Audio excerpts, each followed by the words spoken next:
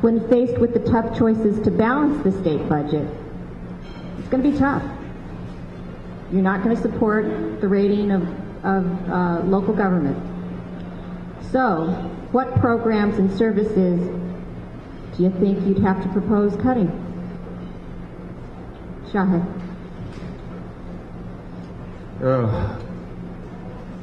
Quite frankly, I don't know at this point what needs to be cut. Definitely everything needs to be looked at with a red pen and magnifying glass. As a teacher, I've done that, and I know that it can be done. However, one thing I've also seen happen in Sacramento is a lot of assembly members and state senators do leave the biggest chunk of responsibility and duty on their staff members. One thing that I would want to do is to be on top of everything, to see what is proposed, what the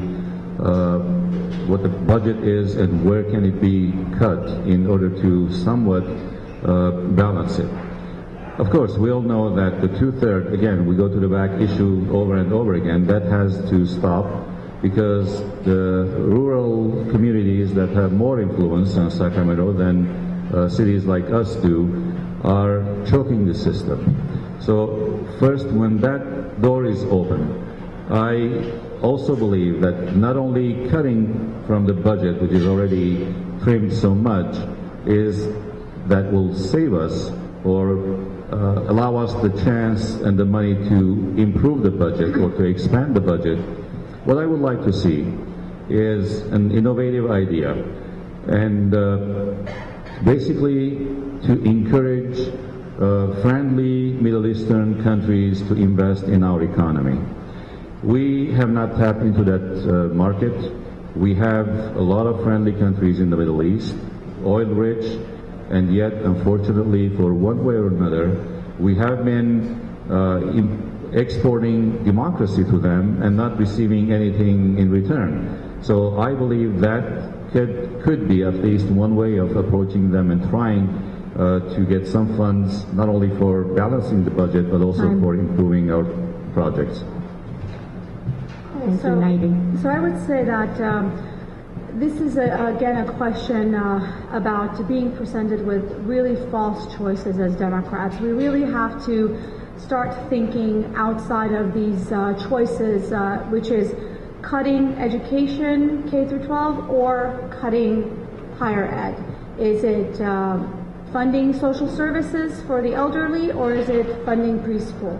These are false choices, and they are false choices because it makes us think that that's all that there is. Well, that's not all that there is. We live in a very wealthy state. We live in a very wealthy nation.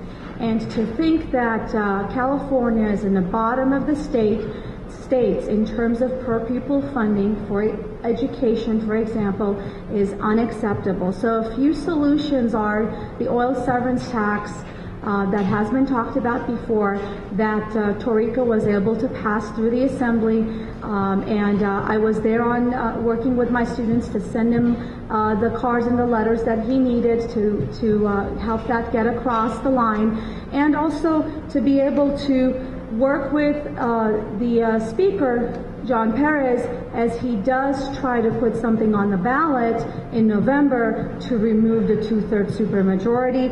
And as well, we really do need to do some focused, specific, smart tax incentives to create jobs, because when you create jobs, what you do is you create a base of revenues through taxes, and that will help us have the monies that we need in order to fund the programs that Democrats care about. And I will end by saying it's really important to know exactly how we got into this mess. If the vehicle license fee was not reduced by the governor, $40 billion, we would be in less debt today. And so it's important to know our history. It's important how that we got into this mess so that we don't do it again. Mr. Gatto. I too do not believe that the analysis is a zero-sum game. I do not believe that we should accept the notion that we have to cut this or cut that. I do, however, think that for the next couple of years there will be a reality up there in Sacramento that none of us like. I have proposed specific ideas that we can do to try to lessen that reality and make it a little easier for us as Democrats to propose a budget that really works and really works for the majority of working Californians. Some of those ideas include, well, first of all, the overarching theme is that we need to change the 1930s tax code and get it to reflect the 2010 economy. And what I mean by that is there are several industries in this state that are tremendous generators of jobs, sales tax revenue, and other different revenues because they affect a dramatic swath of California.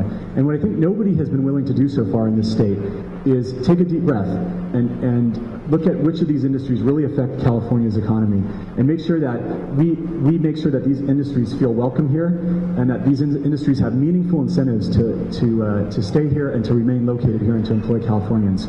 I'd also like to see, I'd like to lessen our dependence on capital gains in this state.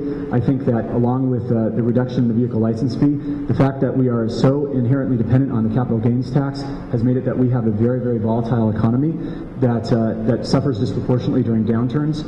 I think there's also a lot of offshore loopholes that we need to close. Right now, a company can be headquartered in Japan, can make a television in Indonesia, can ship that television to the Cayman Islands right before they ship it to California, and charge the Cayman Islands Corporation $499 for that television. If they sell it in California at $500, guess how much tax they pay? They pay tax on that $1 profit that they allege. I also think that we need a rainy day fund in the state. We need to adopt 2-year or 3-year budget cycles. I think that, as we talked about earlier tonight, this idea of the expiration of net operating loss adjustment credits is something that we need to look at. I think we need to use the federal stimulus funds to create jobs in the state. And my time is up, so thank you. Thank you, all three. So you provided me some great insight in terms of how you think and how you'd approach it. So I certainly appreciate that, and I'm sure everyone here does.